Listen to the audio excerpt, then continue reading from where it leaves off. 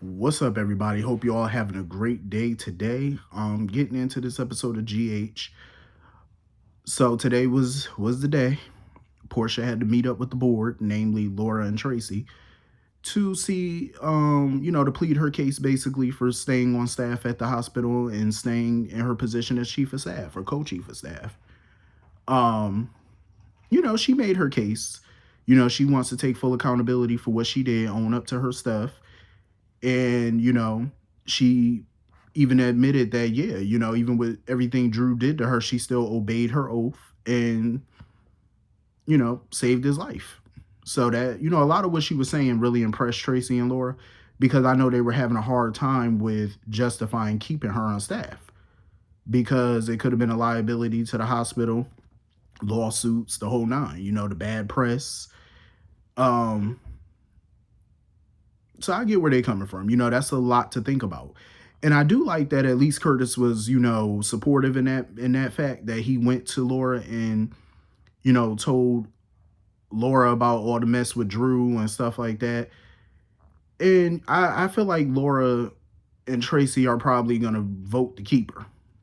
As they should, because they're mothers. You know what I'm saying? And there's not a damn thing they wouldn't do to protect their loved ones. We've seen that time and time again, but with Tracy and Laura, they would go to the ends of the earth for their kids and their family.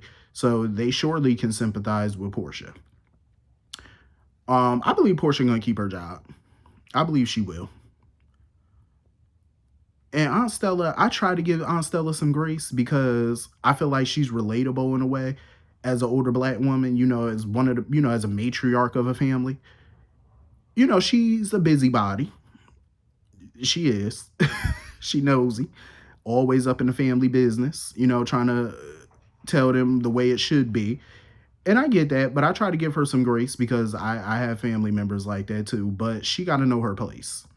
It's all right to, give your opinion on things or whatever. But she comes across like she tried to tell people how to live their life and what they should do, what they need to do. And it's like, it just don't work that way. Everybody has an opinion. But the way she goes so hard at people, it's a bit much. It's like, fall back a little bit. And that's what Isaiah was trying to tell her. Like, she needs to show Portia some grace and, realize that her marriage to Curtis was a hot mess long before he even came into the picture. And he not lying. He not lying. It was a mess. That marriage it was toxic. It was very turbulent before he stepped in, you know. And I'm glad Stella thought about it and she apologized to Portia because she's not trying to, add more to the plate. Because she know Portia going through a lot with the pregnancy, the divorce, her career. She don't want to add to it, and she shouldn't. It's like at the end of the day, these are grown folks making decisions, and whether Portia's choices was worth it, that's neither here nor there. It is what it is. She can't walk it back. She made some choices. And like Portia said, she was trying to protect her daughter. She ain't trust Heather Weber, and I don't blame her. She was fucked up for what she did. But I get why she did it. Like, putting your career in jeopardy is, but I mean, parents do what they have to do for their kids. End of that. Um, I'm ready for her, to go through with this divorce stuff. Cause I know Laura was trying to tell Curtis, to remember how him and Portia came together over this. Him trying to support her in this. Yeah. But if the baby is his, they need to figure out a way to co-parent without the drama, you know? But I'm ready for them to have some movement on this divorce because it's time, to stop dragging their feet, go ahead and figure it out. I want a realistic divorce. You know what I'm saying? Because there's financial things at stake. I mean, especially with the house. Because Portia did sell her house and use some of the proceeds from that to fund the new house. So if she's gonna let Curtis have that house, then he need to come up with some dough. I'm just saying, she need to get her coins. They need to, come to an amicable split about that house and make it fair. Because I don't feel like if she doesn't want the house anymore, that's fine, but she shouldn't be giving it to Curtis free and clear. Absolutely not. There should be some financial settlement there. Just get back the money. Whatever she put into that house, reimburse her for it, and you know, she'll sign it over to you or give her the value of what her share of the house would be. And you know, whatever the value of the house is, give her her half, buy her out, and you know, call it a wrap. Um, so anyway, moving on from that. Nina and Ava were sitting there talking about the whole Drew situation. Ava basically told Nina at this point, you need to stay the hell up out of that. But you know, Nina not gonna listen. And I agree with Ava. Willow's a grown ass woman. I understand that's her daughter, but it's like beating a dead horse. Oh, you need to get away from Drew. Oh, I'm gonna do whatever I can to get her away from Drew because Drew controls everything. Nina is so naive to her daughter. She really does not know Willow well at all. You know, and that's why Tracy was trying to open Alexis' eyes to Willow. Willow is not this sweet little innocent thing that she pretends to be. And she's not. You know, she's not a weakling. And that's how people see her. They see her as something that can break, as glass. Oh, she could break at any minute. Oh, she fragile. Tracy was like, y'all motherfuckers need to open y'all eyes.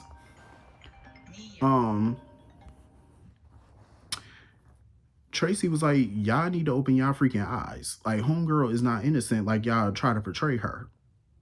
And I totally agree with her. I agree with Tracy. Nina, she needs to back the hell off of this and stay out of it. So anyway, you know, Lucas and Liz was talking about this whole Willow Drew mess. And even Liz felt like Drew was controlling towards Willow, and she just glad that all of this is over with. But Willow knew what she was doing. Willow had a plan. Her homegirl stuck his ass in the neck, then got him to the hospital, and she was trying to act like the worried wife. That was one hell of a performance Willow was putting on. She was like, oh my God, he just started slurring his words. I said, well, damn. Ain't you looking for an Oscar? You know you don't give a damn about that man. Because Tracy came out thinking something was wrong with the kids, and they told her what happened. Tracy didn't give a good damn. Tracy was like, listen, Karma got his ass. I love Tracy. Tracy don't be giving a fuck. She said, nah, that's his. Listen, Karma got that bitch. She was like, I'm happy about it. Tracy is me. Because if I found out that man got hurt or he had a stroke, I wouldn't shed a tear.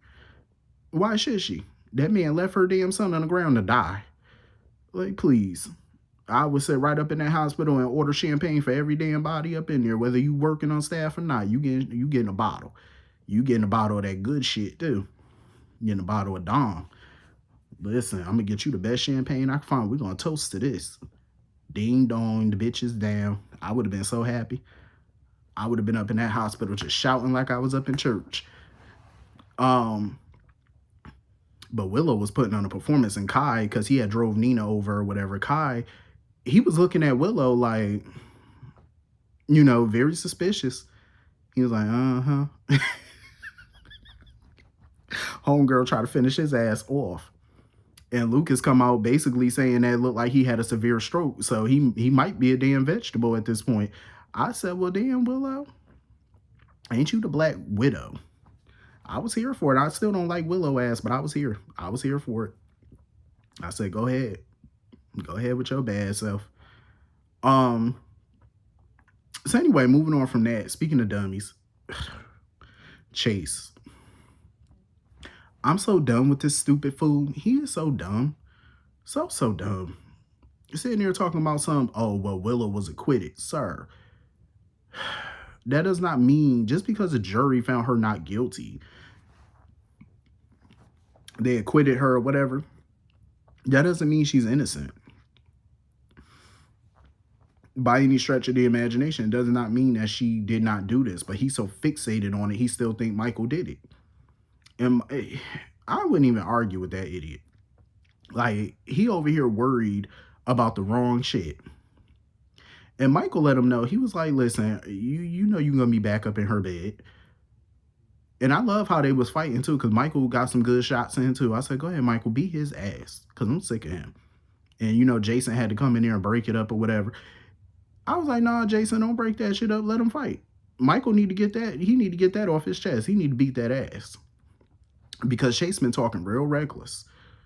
Talking about Michael gonna pay or whatever. Sir, you're worried about the wrong stuff. What you need to worry about is A, getting your job back. B, worry about your damn marriage. That's what you need to worry about. You over here worried about this hoe. And she over here killing motherfuckers. You know what? That's why I said yesterday. Whatever happens to Chase, I don't feel bad for him. Because if Willow latch on to him, because you know how Willow is. When somebody save her or protect her or whatever, she latches on to them. And she starts seeing them as a hero. So when she start getting a fixation on Chase again, I'm gonna tell you right now, whatever happens, happens. She gonna get that man pure hell. She stabbed the man in the damn neck with a syringe. And homegirl went down the hole and dropped the syringe in the trash. So whatever happened to Chase, it happens. And see, Michael didn't even have to tell Jason that he was innocent. Jason know Michael didn't do that. And Jason assured him, he was like, listen, Drew ain't getting nowhere near your damn kids. We ain't about to let that shit happen. So anyway, Sonny went to go see Justine or whatever. They went up in her office. And Sonny feels like even if charges are brought against Michael, she's compromised. She can't prosecute it because she witnessed Drew threatening Michael or whatever.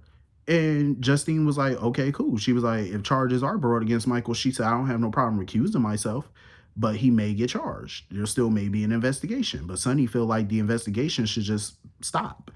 Like, why keep investigating it? Because Justine feels like she know deep down Willow is guilty. She know it. Justine know it, but she can't control if charges are brought upon Michael. She can't control what the PCPD may find. You know what I'm saying? Because she did tell them to continue to investigate. She did tell Dante to continue to look into Michael. Even if she says, see, that's the thing about Justine. I don't know what's real with her and what's not. I really don't. Like, is she sincere that she know Willow's guilty and she don't want to prosecute Michael? Or is she playing this up for Sonny? You know, who knows with her? Like, is she starting to grow genuine feelings for Sonny or not? One never really knows with some people. Like, when you think you could tell, it's another way. But who knows? I could see some chemistry between Sonny and Justine. I could see them, trying to outwit each other, but I could also see them like falling for each other too. Because it does happen a lot. You get a target and your plan is to seduce them, and then you end up having true, genuine feelings for the person that you're seducing. It does happen. But she know good and well Michael ain't do that shit. She know it. Ain't no way. So anyway, Jason was talking with Britt or whatever. Britt paid him back the money for the restaurant tab that he paid. I said, okay, that's a start. Get that man back his money, even though Jason don't care about no money, but that's a good start. Get that man back his coin. And she wants to take him out or whatever, and she want him to put on a suit. I still don't care about them as a couple, to be honest, but all of that is about to be a moot point anyway, because WSB director Cullum was watching her.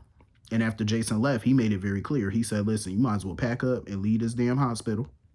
Because he said, we got to get this product online in 3 months. So you need to get back to the lab at Windermere and get to work. And she said here, I just got my life back. Director Cullum was like, do it look like I care? He was like, I don't give a damn about this job you got at the hospital. You're going to have to go off the grid. You're going to have to, let go of your personal life right now. Get your ass back into Windermere. She said, can I at least have a day? He said, no.